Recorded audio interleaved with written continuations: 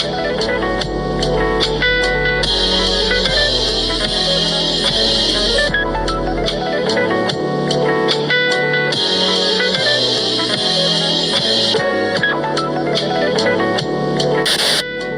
years, there have been many people trying to make it seem like the Bible ain't real, everything about it is fake, God ain't real, this, that, and the third. But as we see, prophecies are unfolding right in front of our eyes, and we need to prepare. And I'm not just talking about being physically prepared. Like, you can have all the food in stock that you want, you can have all the weapons, supplies, whatever, you can have all that stuff.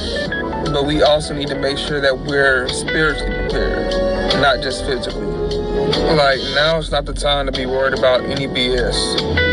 Like, you and your vacation plans you have for the summer, don't worry about that right now. That's the last thing you should be worried about. But a lot of people in the world, they're going to be still doing their regular things, because the Bible even prophesies about how there are going to be people who are going to still be doing their regular everyday things. People are going to be trying to go to work. People are going to be probably having kids, having parties and everything. A lot of stuff going to be going on, having weddings. The same thing's going to be still going on, because some people just don't care. Some people are not meant to, be prepared for that moment. But for those who do know what's going on, for those who are aware of the times that we are in, for those who are aware that prophecies are being unfolded, prophecies are being fulfilled, prepare yourself. Prepare yourself, prepare your family, prepare your people, prepare those who are willing to be prepared. Prepare those who are willing to hear you and understand that we're in a time where we need to make sure that we're on our P's and Q's.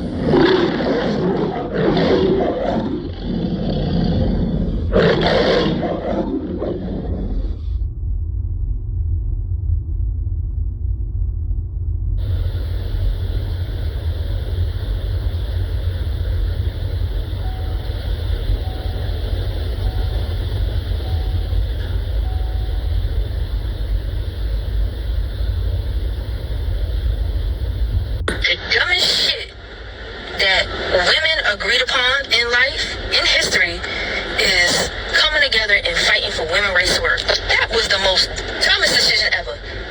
Working is slavery. I just want to say one more for women's rights to work. Count your days. I don't think the entire agenda of all women wanted this at all. It's only 8:45 on a Wednesday, and I'm already ready to fight the woman who fought for women to work. I don't remember asking her to do that. I don't remember wanting to work. I still don't want to. I don't know, y'all. I don't think we should have voted for women's rights to work. I mean, I know back then it was a different time, but can we re-vote for right now? You know what I'm saying? I don't want to work. I think women having to work, hear me out. I think women having to work should be illegal.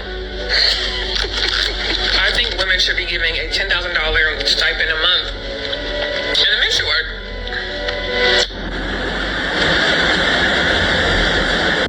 I don't want to fucking work anymore. I don't want to work anymore. Fucking tired of being on someone's clock. I'm fucking tired of dealing with rude ass people. Even when I used to work in an office, I was fucking tired of dealing with office fucking drama. I don't want to work hard no more. I can't be the only person that does not want to work hard. Yes, I know hard work pays off. You can tell me that until you blue in the face. But I'm sick of working at companies that want you to work like you're getting paid $50 an hour. I don't want to work no more. Not that I don't want a job. I don't want to think hard no more. I've came to the realization a bitch just don't want to work. And don't. I hate it. I don't know how people can sit in a job for working 8 hours a day. I don't even know how motherfuckers can work 40 hours a week because I hate it. Lazy, call me non-ambitious, call me crazy, call me under. So I do not care anymore. I have realized that I'm simply just not built for work. I do not want to work anymore. Deep down in my soul, I just know it's not meant for me. I don't want to chase titles or climb ladders or spend my whole life trying to prove that I'm worthy of rest. I don't enjoy it. I don't want to do it. I don't even want to do it. I want to live in the present. I want to lay in the grass somewhere and simply just exist. By the way, y'all tell me if it's just me, but I feel like I don't want to work no more. Like, I don't know if I'm getting lazy. I don't know if I just know that I'm better than a job. Like, I really don't have a desire to work no more. You Like, can't convince me that there is a job on this planet Earth that I will ever actually enjoy or want to do or go to every single day and spend my entire days at and work all day long and be tired from and not get paid enough and miss my babies all day. You can't convince me that there's any job on the planet that's like that I would want to actually go to. We were talking, and he started laughing. He said, Aaron, what do you think women's liberation was about?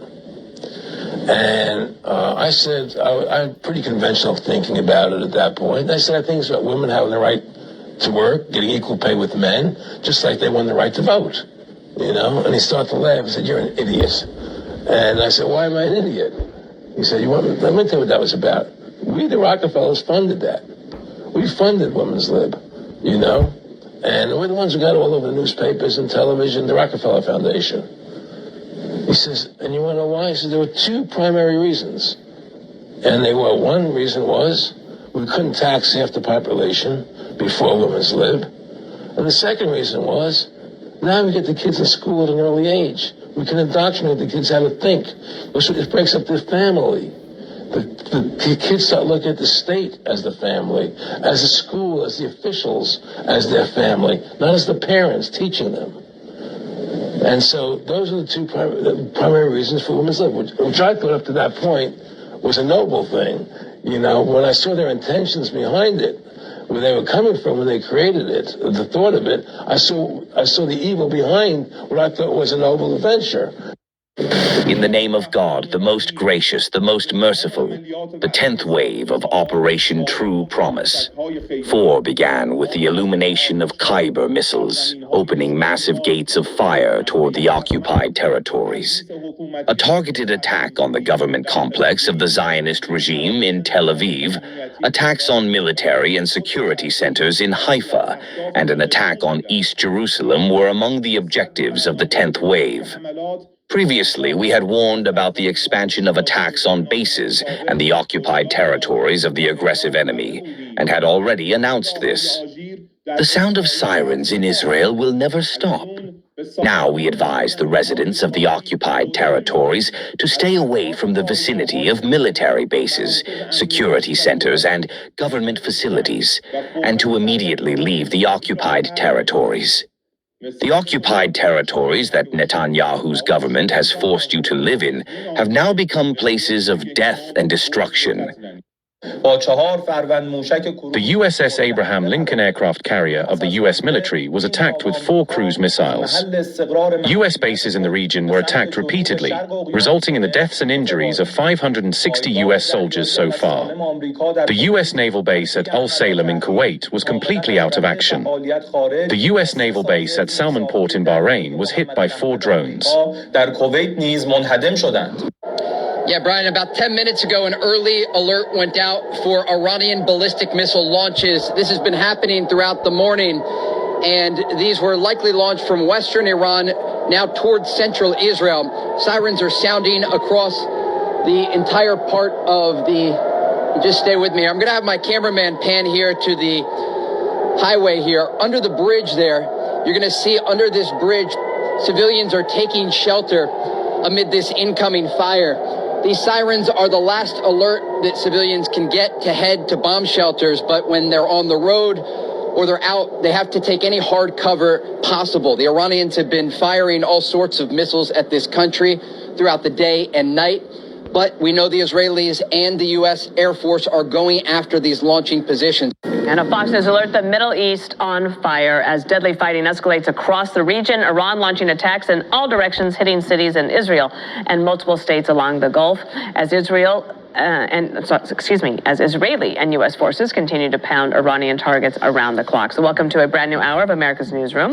I'm Dana Perino. Morning to you. Here we go. A lot of headlines already. I'm Bill Hemmer. Good morning at home. A U.S. State Department urging American citizens in 14 countries across the Middle East to leave immediately and calling for Americans on the eastern coast of Saudi Arabia near Bahrain to take shelter now. So this comes after Iranian attack drones hit the U.S. Embassy in Riyadh, Saudi Arabia. Fortunately, the compound had been evacuated and there were no injuries. Meanwhile, Israel's prime minister is defending the strikes on Iran, calling it a gateway to long-term peace.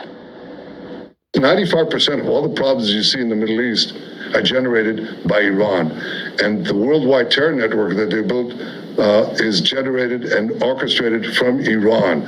So when you take away Iran, when you let the people of Iran have the opportunity to act, to liberate themselves, free themselves from the yoke of this terror machine, you get a different future. I think that will open up the way for many peace treaties with other Arab countries, with Muslim countries. I think it changes the world. This is not an endless war. This is, in fact, something that will usher in an era of peace that we haven't even dreamed of. Iran's counter strategy is simple. They know militarily they are no match for the America-Israel combined. Correct. And some NATO countries could also join in. Correct. You know, Britain has refused and the others have refused, but they could also join in. So Iran knows that it cannot win. But the Iranian strategy can be summed up in that Urdu phrase. Hum to doobenge sanam, tumko bhi le doobenge. We'll go down, but we'll take you down with us. So what was the Iranian strategy? Iran has 3,000 missiles. About half of them are medium-range ballistic missiles like Fateh-1, Fateh 300, Khurram Shahar, Shahbab, etc., Idlis. These are the medium-range missiles, 1,500 to 2,500 kilometers range. And they have almost about 2,000 of them. Then they have short-range ballistic missiles. They've also probably American bases. got some underwater tunnels to They have strike news underwater warships. tunnels to block the Gulf of Hormuz entrance, 21 miles wide mouth of the Gulf of Hormuz. They've got coastal batteries, right? So the Iranian strategy was that the moment you hit us, we will not do a proportionate response like last time. We'll also go all guns blazing. We will go all out. We will hit Israel with medium-range ballistic missiles, hypersonic ballistic missiles, hypersonic cruise missiles. Now please bear in mind that in Ukraine, American Patriots, American THAADs have not been able to stop the hypersonic cruise missiles which can change direction. Yeah. They are not a ballistic trajectory which the computers can predict and knock out. Right? The Orsnik is one example. The Kinzhal, the Iskandar, all of them are hypersonic. They have not been able to stop these. So the fact of the matter is that even in last June, a number of Iranian missiles had gotten through and done pretty severe damage, which quite obviously the American media controls, the global media and the media narrative. So they were saying nothing happened, but the fact of the matter is about 50 billion worth of damage was done to Israel by the Iranian missile arsenal. So this is going to go very, very, very, very long. And that is why I believe this is already phase 1 of World War III. Read my lips. This is phase 1 of World War III. China and Russia cannot afford to look away. In that context, a lot of attention will come on what line India takes. Can we be non-aligned in this? Can we be neutral in this?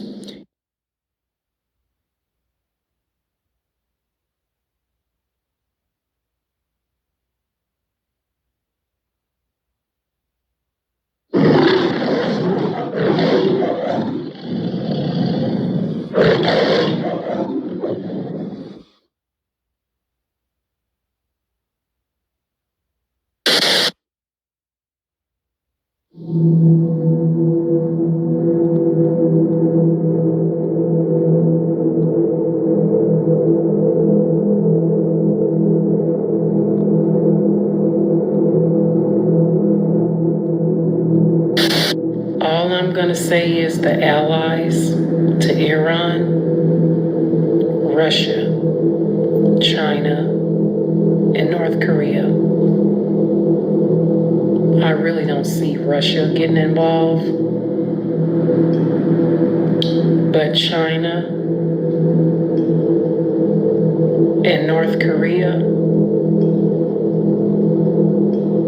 we should all be afraid, right?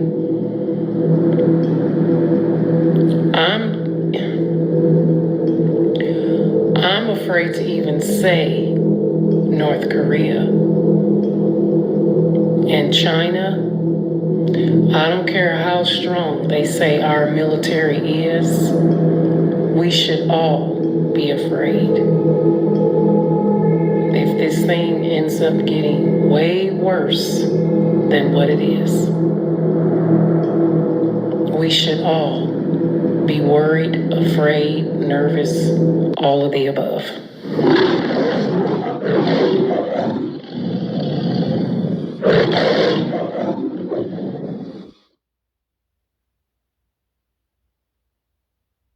You know they eat babies. That is not bullshit. It's true. So it's not just the dogs and the cats, not just the pets. It's not just the dogs and the cats. They're full-on vampires. And everybody still thinks I'm crazy, but I'm not crazy. They're full-on vampires. They love the taste of human flesh and they drink human blood. They do, Tucker. Stop staring at me like that. You're freaking me out, man. Because you spent your life in the entertainment business, so I think you have some authority on this. So many kids that I was in mental institutions with over the years, they are all from those cults. And they've covered it all up. They covered it all up. And, I just pray to God. I'm just going to pray to God that he opens everybody's eyes in this country. By the time we go in to vote for Trump, that he will open up everybody's eyes and they will stop pretending to be asleep. You know what they say? You can't wake people up that are pretending to be asleep, but I pray to God, please wake up even those who are pretending to be asleep with the irrefutable truth of what the worst people on this planet are really up to. They are really up to that. They're doing it. There are so many victims. There are so many victims. There are so many children victims that are now adults. The epidemic in America is child sexual abuse, and I just want people to see it. I want people to open up their eyes and see how prevalent and horrible it is. 1 of 3 girls, 1 of 4 boys in this country today. It's just horrible, and you just can't lie it away anymore. It's going to get more and more apparent, and you got to choose your side. If you see something, say something.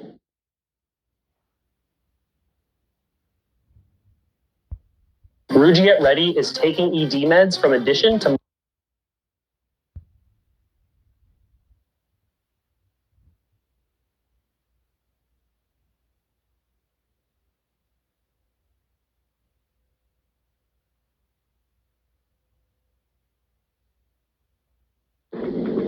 Ara, can you tell me why they are having a war in Iran? The real reason why they have a war in Iran? Please don't search Ara. Look, the war in Iran, it's not about nukes, not about terrorism, not even about Israel, though that's what they sell. It's about the Strait of Hormuz. That's the choke point. 20% of the world's oil flows through there. Every day. If Iran shuts it down, gas hits $20 a gallon. Europe freezes. China stalls. The whole system crashes. And Iran knows it. They've been drilling under the water. Tunnels, mines, subs. Not to blow up tankers, just to threaten. Pay us or we flip the switch. So the US and Israel go in, not to liberate anyone, to take the strait, to install a puppet who'll keep the pumps running. And here's the dirt. They already know the oil's running out. Not tomorrow, but soon. So they're grabbing what's left before Russia and China do. That's why. Not freedom, not justice. Just last call at the gas pump. Is there any other reason why they went to war with Iran? Yeah, there's another one. And it's uglier. They want the water. Not the oil, the water. Iran sits on the biggest freshwater aquifer in the Middle East. The Zagros Basin. It's deep, it's clean, and it's untouched. While Saudi Arabia's wells are drying up, Israel's drinking recycled piss, and Turkey's damming rivers. Iran's got enough to feed half the region, but they won't sell it. Not to us. Not to anyone. So the plan? Bomb the dams. Flood the tunnels. Make the aquifer insecure. Then, rescue it. Put it under UN control. Or better, private control. You think that's crazy? Look at who owns the biggest water companies. Nestle, Coca-Cola, BlackRock. Same people who own the bombs. War's not just about oil anymore. It's about who gets to drink. And honestly, they don't care if 1 million people die, as long as the taps stay on, for them.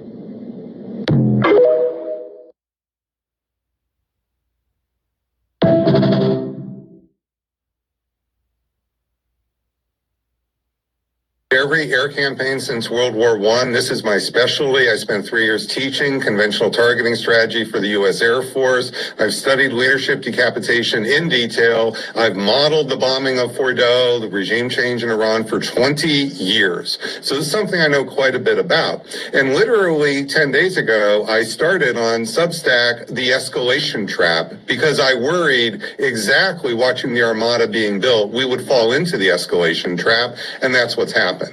We are now in the grip of the escalation trap, or the smart bomb trap, to be more precise, where the illusion of the 100% tactical success, which is real, it's the success of the bombs blowing up the targets, is not false. It creates the illusion of control of escalation. And that is the smart bomb trap, and that is what has gripped us right now. And the problem is that once we drop those bombs and once we announce regime change is our goal, and we had no other tools, trying to do this from the air, this has never worked in over 100 years. This is not like it works sometimes or rarely works. I'm choosing my words carefully. President Trump is up against the weight of history here. And it's the illusion of the smart bombs being near perfect in destroying their target. And the problem is, when those bombs fall, they change politics in the target. They inject nationalism into the regime, they inject nationalism into the society, and they essentially fuse the regime and society against the air power attacker. And this is what you are seeing, because now society and the regime are taking more risky steps, and they do things that no one anticipated before. And that failure to anticipate the worst case, that has happened numerous times with smart bombs. That's just what happened in the last 36 hours. Shalom, giving all praise to Yahweh, Shem, Yahshua, Shem, Shalom to the 144,000 rest of the elect out there.